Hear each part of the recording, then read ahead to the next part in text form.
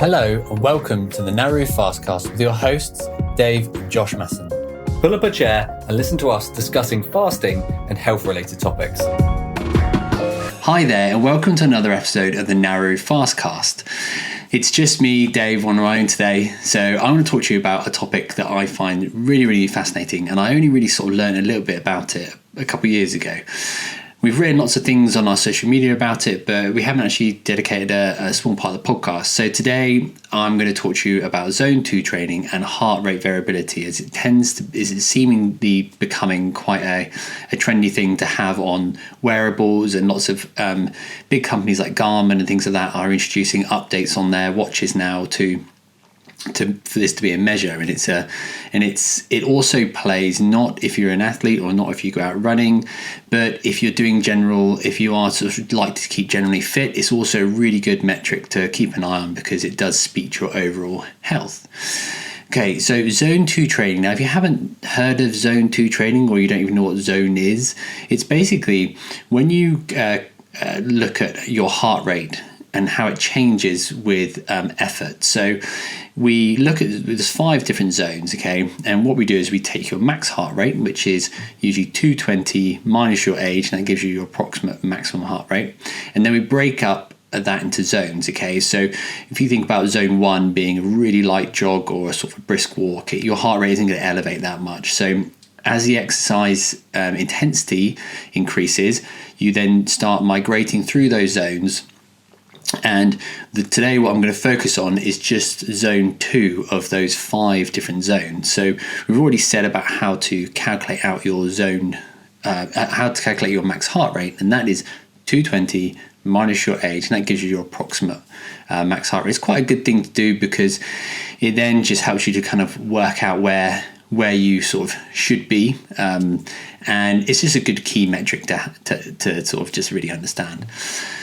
So zone 2 training, so what is it and how would I best describe it? So to best describe it, it should be that you should be able to do a run and you should be able to have a conversation, but it should be sort of laboursome to do it. So it should be hard work to have a conversation, but you still should be able to have a conversation. You're not running and thinking, or jogging or on your bike saying, okay, let me just get up this hill and I'll finish it in a minute. The idea is you should continually be able to talk through that exercise, and that's if you're not using your heart rate, then it's a good way of just understanding where you should be. So there are 2 different ways to measure it. One is 220 minus your heart and minus your age gives you your obviously max heart rate, and you want to be exercising within 60 to 70% off that.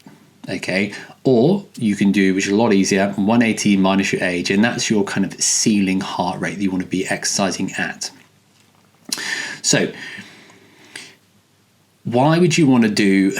We've spoken ad nauseum about the benefits of resistant exercise. So for me, I really have learned to try and mix the 2. I was doing a huge volume of exercise, aerobic exercise, 3 to 4 times a week. I would do Thursday, Friday, Saturday, Sunday runs, and I'd probably do 10-minute weight sessions, in between then, but heavily focused on aerobic because I used to find it was a really good mental reliever, and it just really sort of something I'd always done in my life until I kind of realized I was doing it all wrong.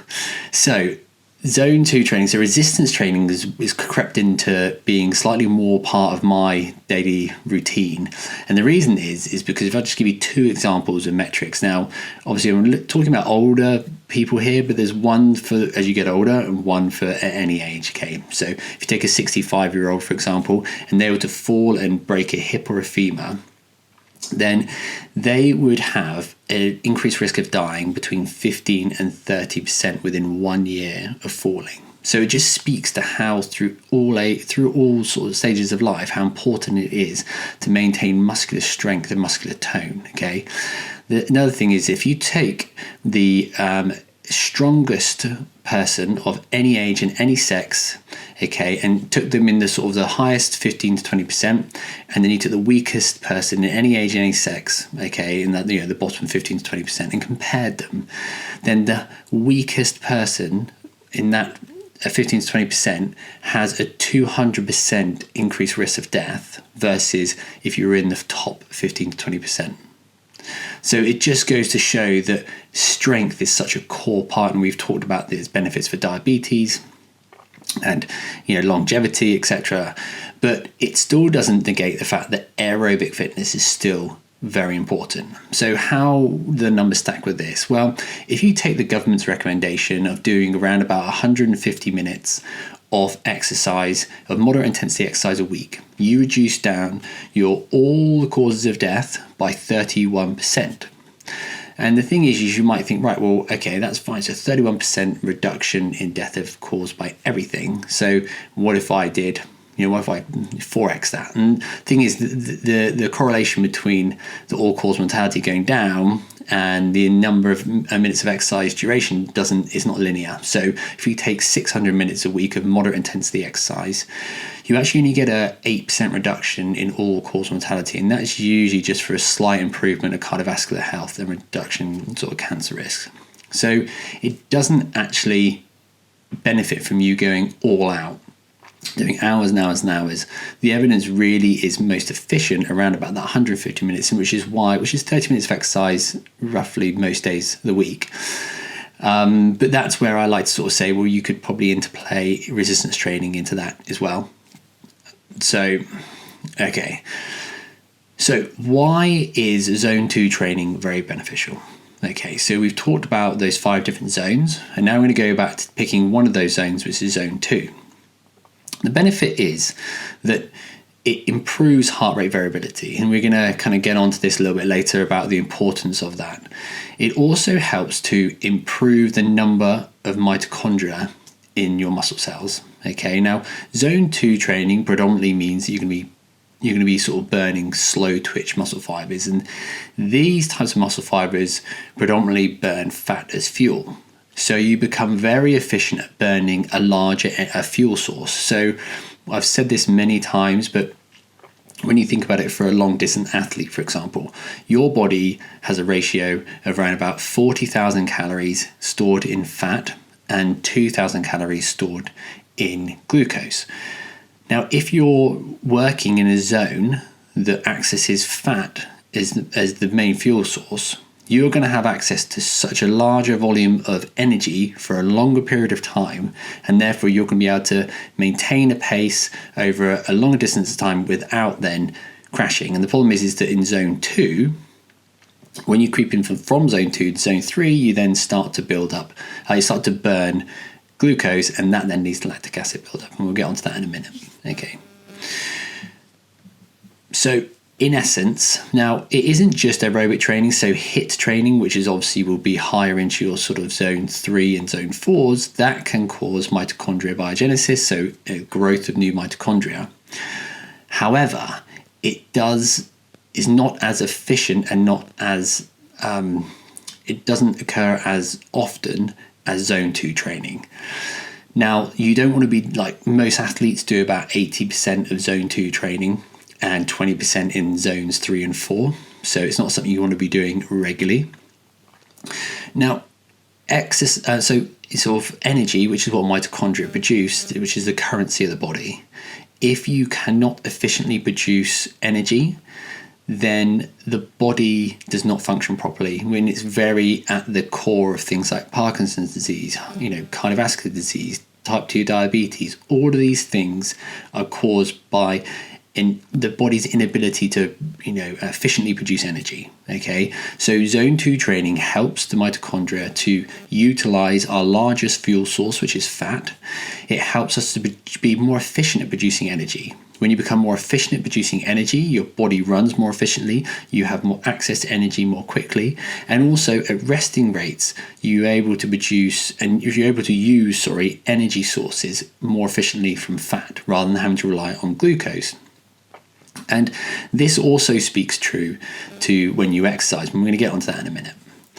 So we were talking just a minute ago about muscle fibers. Okay, so we've got the difference between fast twitch and slow twitch muscle fibers. So in zone 2, you predominantly use type 1 slow twitch muscle fibers.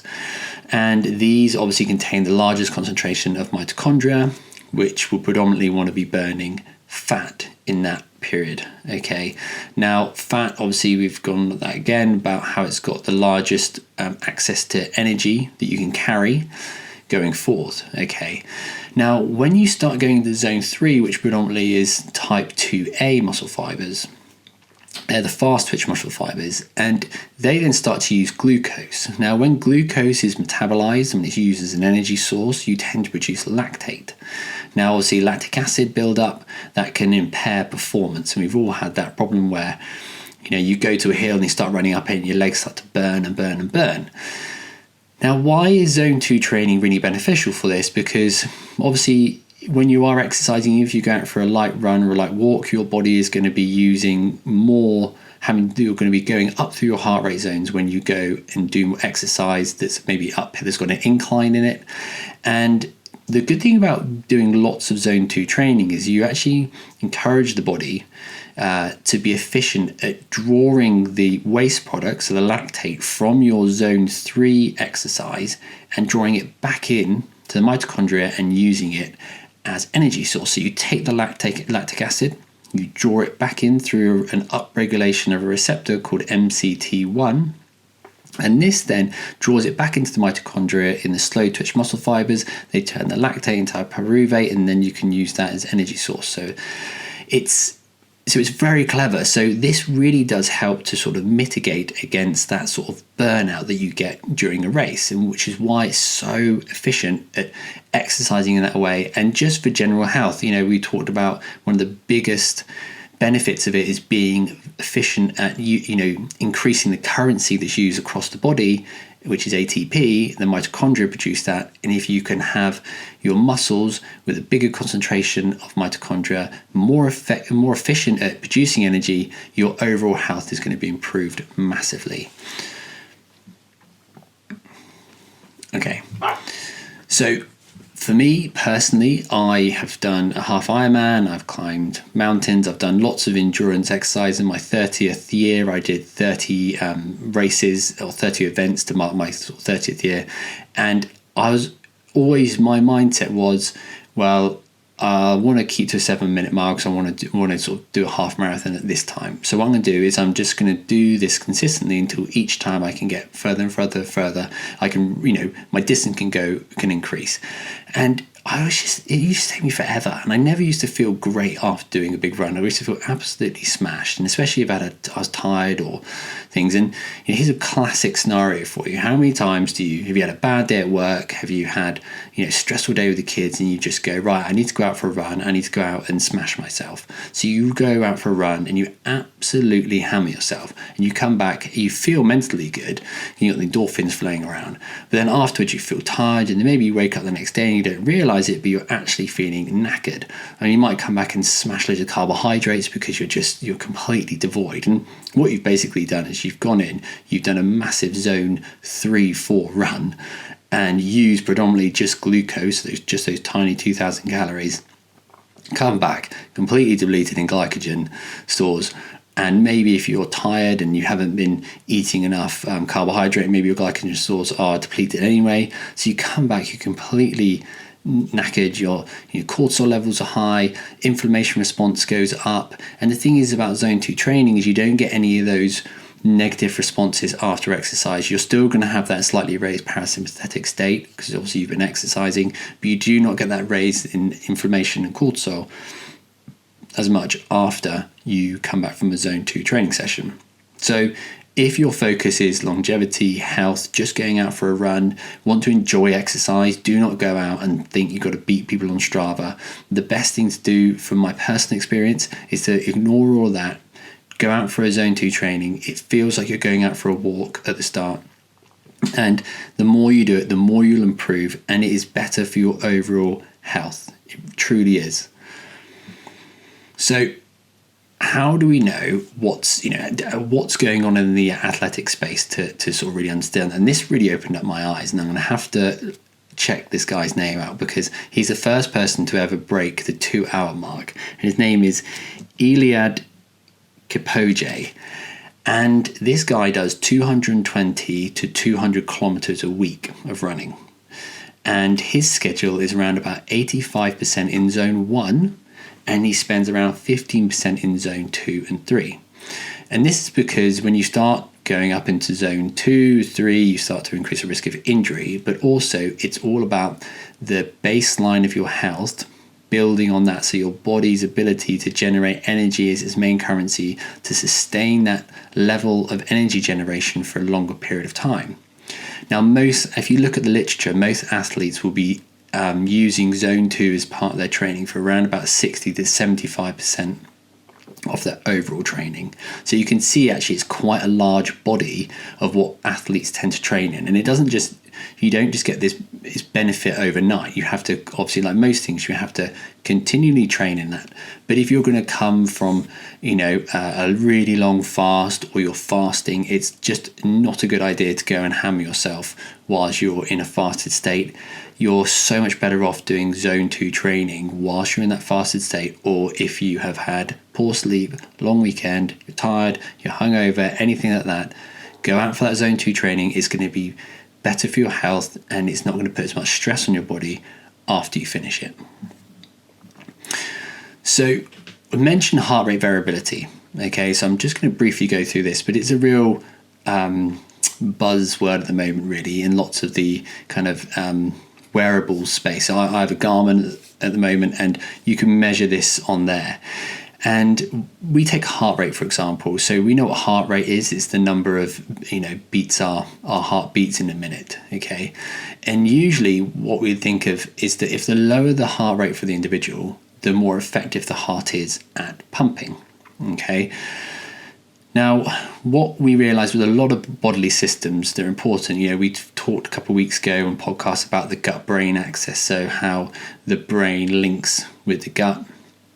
The body is linked neurally to everything. So the heart rate variability does have it's like a neurocardiac link. So it speaks more actually to about the overall body state than just about heart rate. So it's the measuring the timing between heartbeats. And you've got parasympathetic, you've got sympathetic, and you've got autonomic systems that kind of interplay with this. And obviously, like anything, it's the measurement of how well you are able to adapt to stress. So the fluctuations between your heart rate variability and how efficient you are at maintaining heart rate variability between these different situations it reflects your overall health. Okay, so it can also speak to your autonomic balance.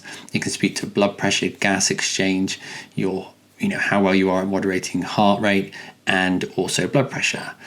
But they're also liking this to two different types. So because there is this neuro link, so they're actually understanding that sort of your depression, anxiety, it can be a marker for depression, anxiety, for PTSD, for example. And then when you look at it from sort of physical health, you've got inflammation, diabetes, fatigue, insomnia, etc. And the other really interesting part of this is that you also get changes, because we do talk quite commonly about the circadian rhythm. So this, if you're new to the circadian rhythm, it's a rhythm that runs through our body, and it's our hormone cycle that basically peaks in the morning to wake you up, goes down in the afternoon, then raises up again in the evening. Now, everything in our body oscillates, so it's changing because our environment is changing so much, whether you kind of are currently in a stressful environment, or you are then challenged with doing something, and then you're at rest, and then something happens, you get up again. So your body is constantly changing. And what they're understanding is that this heart rate variability, there are so many other things that moderate it. And one of the things they realize is the circadian rhythm. Now, this is a 24-hour cycle that occurs through our body and almost all animals, and it affects around about 80 to 90% of all cells in our body. Now, everything works. We've got trillions and trillions of cells in our body, and our body needs to do millions of things at once and at specific times. And what the circadian clock does is it basically helps to manage all the systems when they need to do things at certain times. Now, there are 3 things that really tend to affect that, and this is why I always come on to it, because you've got sleep, which is really important. You've got sunlight, which is why we talk about sunlight timing in the morning, and then nutritional timing. So obviously, because the gut is a massive part of the system, so nutritional timing, so fasting. And they've realized that the oscillations between your heart rate variability are also influenced by your circadian rhythm. So just to sort of summarize today's sort of podcast, if you're going to go out and do any form of exercise aerobically, so you want to get your heart rate going, try and do zone 2 training. I feel for me, and when I read the literature, it really is emerging as being one of the best places to be exercising in, and you will go out and actually really enjoy it, because you get into this state where you're not gasping for air, your muscles aren't screaming at you. It actually becomes enjoyable because you're accessing this massive source of energy. You can train and run for longer. You don't come back completely knackered, and it just makes you feel better. 2, it's great when you're fasting. If you're tired, if you are stressed from work, go out and do a zone 2 training. The impact on your body is far less. Number 3, it's so much better for longevity, overall health, cardiovascular health, every metric. Zone 2 training is fantastic. And if you are looking to do any performance, then obviously go and speak to a performance coach about it and see where this can fit in your training, because training in all zones is important, not just in the zone 2 training. But hopefully next time you go out for a run, you go out for a jog, you do anything, you take a look at your heart rate, or you can manually measure it and just check where you are during that time, and just try and think, if I can maintain under that shelf of my sort of heart rate, then I'm just improving my mitochondria, my energy production, and my overall health.